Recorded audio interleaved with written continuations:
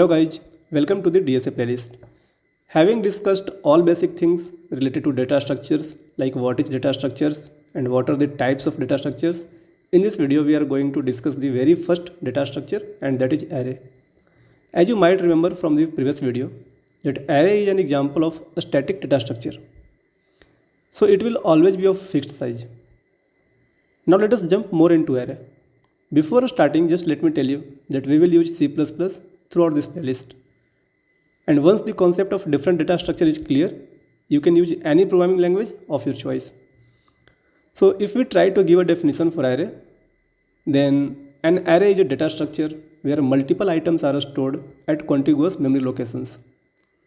This is a linear data structure as all items are stored sequentially.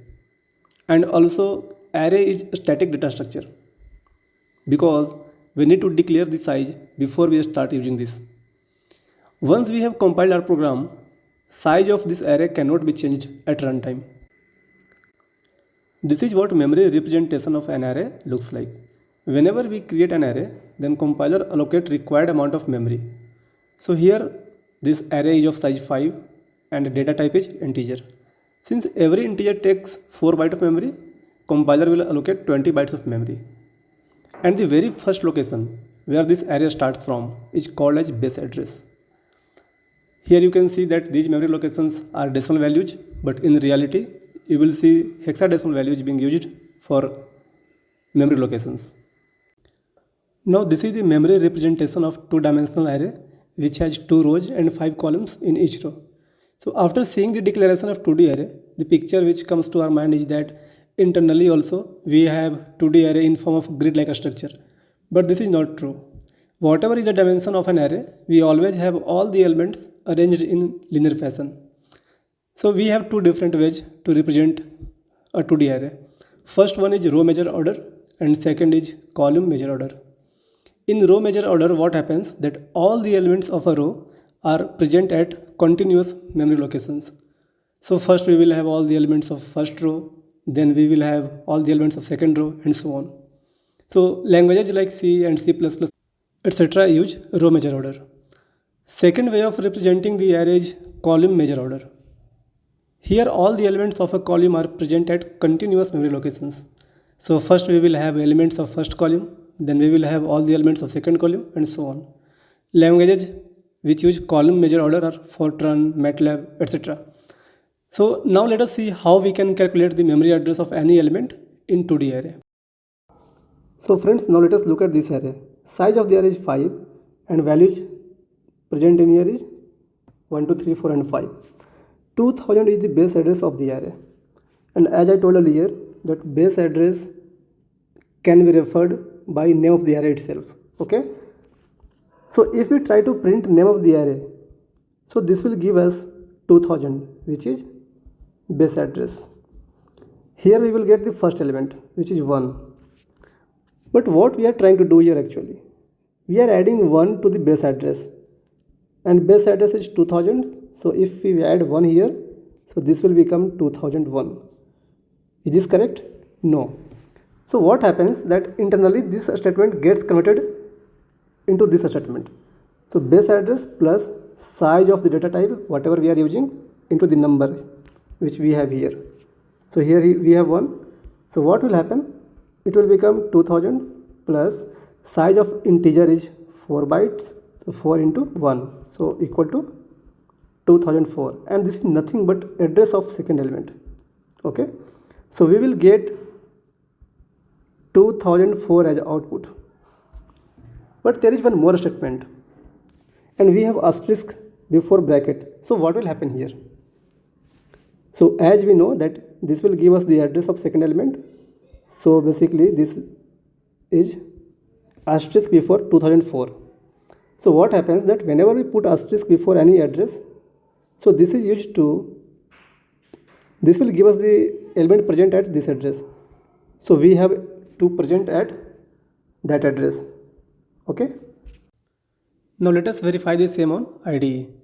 If we run this program, then we are seeing this as output. If you observe the first output, then this is some value in hexadecimal.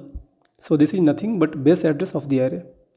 But if we add 1 to the base address, then address of the next element is coming as output. So internally it is getting translated into base address plus 1 into size of integer data type, which is 4 bytes. And when we have an asterisk before some address, then we are getting value present at that address. So now we are going to calculate memory address of array ij, and number of rows is m, number of columns in each row is n, and base address is 2000. And we have to calculate memory address of array ij. As we already have discussed that there are two ways of memory representation of 2D array. So here first we will see the row measure order, that is all the elements of a row will be placed at continuous memory locations. So the box in white is array ij, and we want to calculate number of elements that are before this white box. So first we will calculate number of elements present from 0th row to I minus 1th row. So can I say that total number of rows is I and number of elements in each row is n. So total number of elements before ith row is I into n. And we will also add number of elements in ith row before jth column. So number of elements from 0th column to j minus 1th column, it becomes j. So total number of elements becomes I into n plus j.